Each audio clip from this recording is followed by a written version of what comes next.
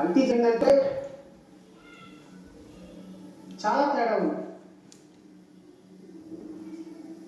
తిరుమలలో లడ్డులో నెయ్యిలో కల్తీ జరిగింది వేరు, వెజిటబుల్ ఫ్యాట్ కలిసిటం వేరు, పంది కొవ్వు, బీఫ్ కొవ్వు, ఫిష్ ఐటమ్ అవడం వేరు. ఈ రెండింటికి చాలా తేడా ఉంది. ఎంత తేడా ఉంది అంటే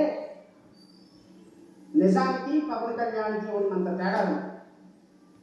నిజానికి వీడు పవన్ కళ్యాణ్ గురించి నిజానికి పవన్ కళ్యాణ్కి అంత తేడా ఉందంటుండు. సరే బ్యాడ్గా మాట్లాడుతాను. ఈ సన్నాసి లాయరే ఏదో మాట్లాడతాడు. కల్తీ జరిగింది దృష్టి వీడికే చెప్పింది, మరి కలలేదని. చూద్దాం, ఒకసారి చూద్దాం. పవన్ కళ్యాణ్కి తేడా ఏంటి అంటే ఏంటంటే అర్థం కాకపోతే మనం క్యారెక్టర్స్ని కొన్ని వాస్తవాలని సమాజంలో జరిగే కొన్ని విషయాలని కొంతమంది వ్యక్తులతో పోలుస్తాము. ఫర్ ఎగ్జాంపుల్ ఎవడన్నా పిచ్చి పిచ్చిగా బిహేవ్ చేశాడు అనుకోండి, వీడెవడో బాబు తుగ్లక్ లాగా ఉన్నాడు.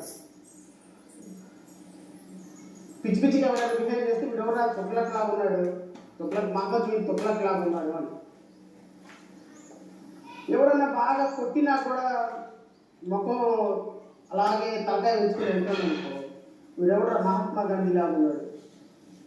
అంటే పిచ్చి వాళ్ళకి మహమ్మద్ తుగ్లక్, అహింసకి మహాత్మా గాంధీ, ఎవడన్నా బాగా తెలుగుగా మాట్లాడితే వీడెవడ బాబు అంబేద్కర్ లాగా అన్ని లాజిక్లు మాట్లాడుతున్నాయి అంటే ఒక జ్ఞానానికి అంబేద్కర్.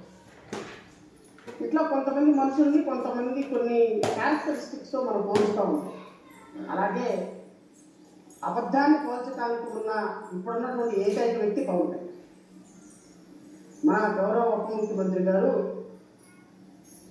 ఎవరైనా బాగా అబద్ధాలు చెప్తున్నాడు అనుకోండి, వీడెవడా పవన్ కళ్యాణ్ లాగా ఉన్నాడని అనొచ్చు. పవన్ కళ్యాణ్ అబద్ధాలు ఆడుతుంది. వీడెవడు అబద్ధం అంటే ఎలాగంటే చూపిస్తే పవన్ కళ్యాణ్ చూస్తే అబద్ధం ఆడినలాగా ఉంటున్నాడు. ఈయన చూస్తే ఎట్లా ఉంది తెలుసా?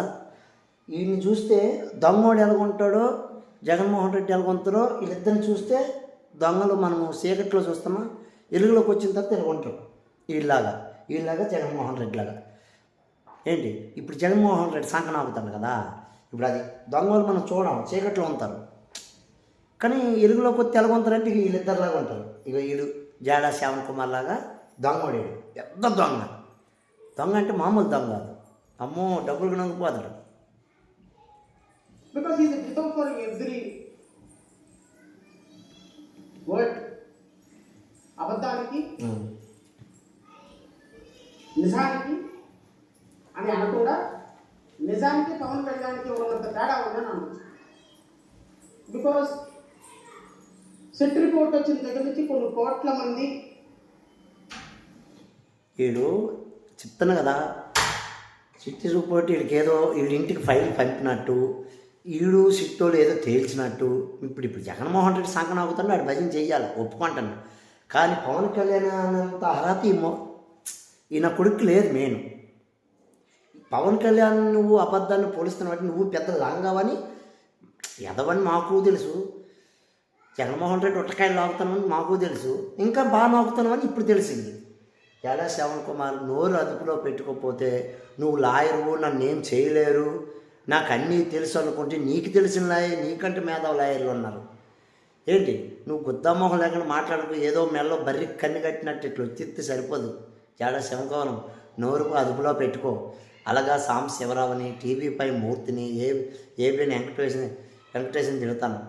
నువ్వు 5 సంవత్సరాల్లో అలాగే ఆ డిబేట్లో నువ్వు ఆ ఛానల్ వల్లే ఒక జాడా శ్యామ్ కుమార్ లాయర్ అని పరిచయం అయినావు. లేకపోతే నువ్వు ఎవడక్క తెలుసు, అసలు నీ ముఖం ఎవడికి తెలుసు?